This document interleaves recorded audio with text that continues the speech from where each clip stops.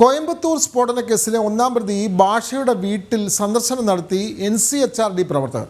ഭാഷയുടെ മരണവുമായി ബന്ധപ്പെട്ടായിരുന്നു സന്ദർശനം. ഇതോടെ നിരോധിത ഭീകരവാദ സംഘടനകളുമായി NCHRDക്കുള്ള ബന്ധം പുറത്തു വരികയാണ്. വിവരങ്ങളുമായി അനഘ ഹർഷൻ ചേരുന്നു. അനഘ, തീവ്രവാദ സംഘടനകൾ തമ്മിലുള്ള ബന്ധം വളരെ നേരത്തെ തന്നെ നമ്മൾ റിപ്പോർട്ട് ചെയ്തതായിരുന്നു. പക്ഷേ ഇപ്പോൾ അതിൻ്റെ കൂടുതൽ തെളിവുകൾ പ്രകടമാവുകയാണ്. അതായത് കോയമ്പത്തൂർ സ്ഫോടന കേസിലെ ഒന്നാം പ്രതി ഭാഷയുടെ കോഴിക്കോട്ടെ വീട് NCHRD എന്ന് പറയുന്ന തീവ്രവാദ സംഘടന, ആ സംഘടനയിലെ പ്രവർത്തകർ അവിടെ സന്ദർശനം നടത്തിയിരിക്കുന്നു. കൂടുതൽ വിവരങ്ങൾ അനഘ.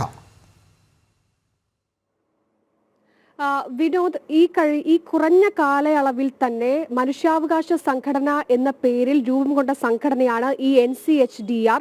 ഈ NCHDRന്റെ സംഘടന രൂപം കൊണ്ടത് മുതൽ തന്നെ കൃത്യമായി തന്നെ നിരോധിത തീവ്രവാദ സംഘടനകളിലുള്ള ഉൾപ്പെട്ടവരാണ് ഈ സംഘടനയുടെ തലപ്പത്ത് എന്ന വാർത്ത ആദ്യം പുറത്തു കൊണ്ടുവന്നത് നമ്മളായിരുന്നു. എന്നാൽ ഈ സംഘടനയ്ക്ക് അത്തരക്കാരുമായി കൃത്യമായ ബന്ധം ഉണ്ട് എന്ന് പുറത്തു വരുന്ന വിവരങ്ങളാണ് നമുക്ക് ഇന്ന് ലഭിച്ചിരിക്കുന്നത്. ഇത്തരത്തിൽ കോയമ്പത്തൂർ സ്ഫോടന കേസിലെ ഒന്നാം പ്രതിയായിട്ടുള്ള ഭാഷ എന്ന് പറയുന്ന തീവ്രവാദിയുടെ വീട്ടിൽ സന്ദർശനം നടത്തിയിരിക്കുകയാണ് NCHDR പ്രവർത്തകരായിട്ടുള്ളവർ. അതിൽ ഏറ്റവും പ്രധാനപ്പെട്ടത് NCHDRന്റെ പ്രസിഡന്റ് ആയിട്ടുള്ള പഴയ നെക്സലൈറ്റ് ഒക്കെ ആയിട്ടുള്ള വിളയോട് ശിവൻകുട്ടിയാണ് ഈ തീവ്രവാദിയുടെ അല്ലെങ്കിൽ ഈ ഭാഷയുടെ വീട്ടിലെത്തി സന്ദർശനം നടത്തിയിരിക്കുന്നത്. ഭാഷയുടെ മരണവുമായി ബന്ധപ്പെട്ടായിരുന്നു സന്ദർശനം.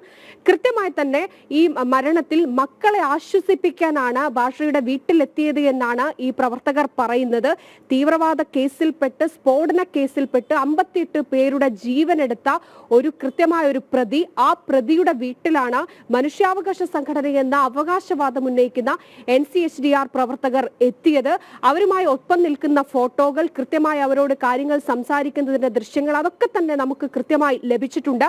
മാത്രമല്ല ഈ NCHDR പ്രവർത്തകർ അവരുടെ ഫേസ്ബുക്കിലൂടെ ഇക്കാര്യം പൊതുസമൂഹത്തോട് തുറന്നു പറയുകയും ചെയ്യുന്നുണ്ട്. അത്തരത്തിൽ ഇവർ ചെയ്യുന്ന ഈ കാര്യം അത് തുറന്നു പറയാനുള്ള സാഹചര്യം കൂടി അവർക്കുണ്ട് എന്നതിലാണ് ഏറ്റവും സങ്കടകരം.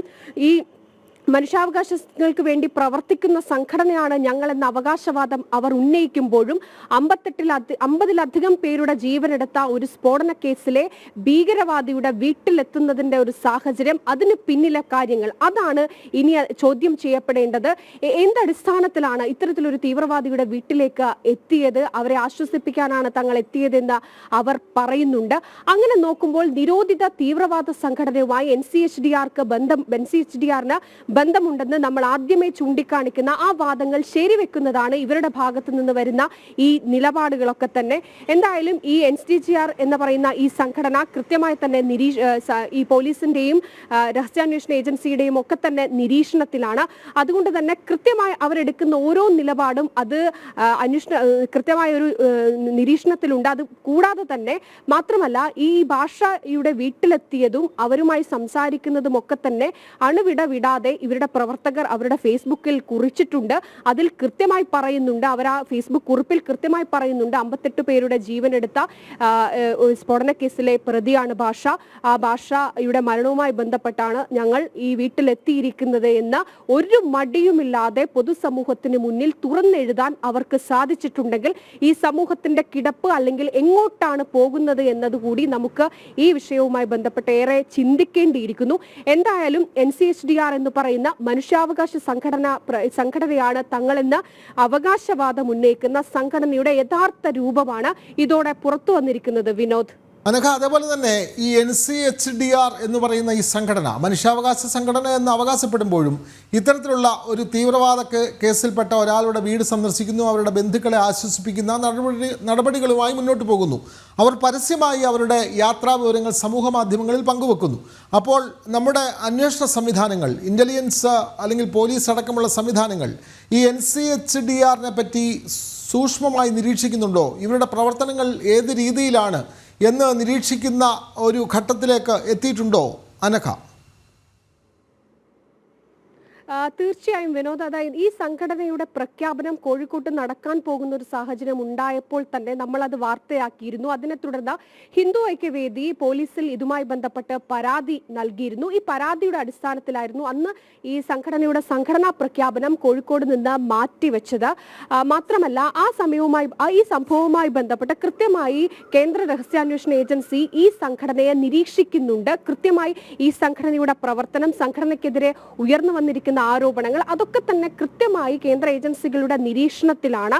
മാത്രമല്ല, നമ്മൾ ഈ വിഷയവുമായി ബന്ധപ്പെട്ട് നമ്മളോട് ഈ അന്വേഷണ ഉദ്യോഗസ്ഥരെ, കേന്ദ്ര അന്വേഷണ ഉദ്യോഗസ്ഥരിൽ ഒരാൾ കൃത്യമായി നമ്മോട് ഈ കാര്യം പറയുകയും ചെയ്തിട്ടുണ്ട്. ആ സംഘടന കൃത്യമായി തങ്ങളുടെ നിരീക്ഷണത്തിലാണ്. ഈ സംഘടനയുടെ പ്രവർത്തനങ്ങൾ അത് ചോദ്യം ചെയ്യപ്പെടേണ്ടതാണ്. നമ്മൾ കൃത്യമായി തന്നെ റിപ്പോർട്ട് ചെയ്ത ഒരു കാര്യം കൂടിയുണ്ട്.